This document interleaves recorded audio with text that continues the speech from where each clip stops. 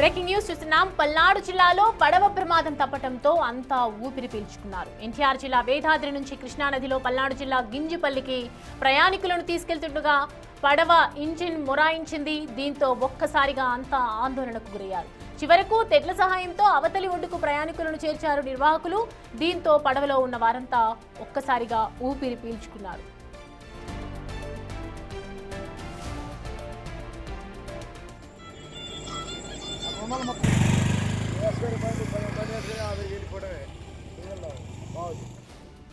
Right, ఈ అంశానికి సంబంధించి పూర్తి డీటెయిల్స్ అందించడానికి మా ప్రతినిధి శివ మనకి అందుబాటులో ఉన్నారు.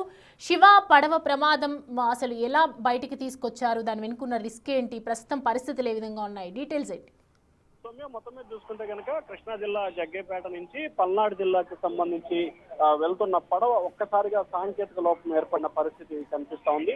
ముఖ్యంగా వేదాద్రి నుంచి కూడా గింజపల్లికి వెళ్లే ఈ పడవ నిత్యం కూడా ఆ ప్రాంతం నుంచి ఈ ప్రాంతానికి కృష్ణా నది సరిహద్దు ప్రాంతం నుంచి కూడా ఈ పడవలు ఎక్కిస్తారు. అయితే కృష్ణా నదిలో తుడిలో ప్రమాదం తప్పిందని కూడా చెప్పుకోవచ్చు.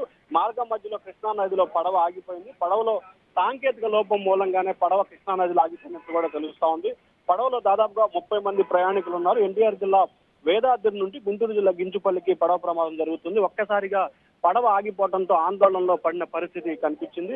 వెంటనే అప్రమత్తమైన అధికారులు అలాగే అందులో ఉన్న వారి వ్యక్తులు కూడా పూర్తి స్థాయిలో కూడా లంగర్ వేసి గింజుపల్లి వద్ద ఒడ్డుకు లాగే ప్రయత్నం చేశారు. ఒడ్డుకు లాగటంతో కూడా ప్రయాణికులు ఊపిరి పీల్చుకున్నారు. ఒక్కసారిగా పడవలో ఉన్న 30 మంది ప్రయాణికులు సురక్షితంగా కూడా ఒడ్డుకు చేరారు. Soumya. Right Shiva, thanks for the updates. చూస్తున్నాం కదా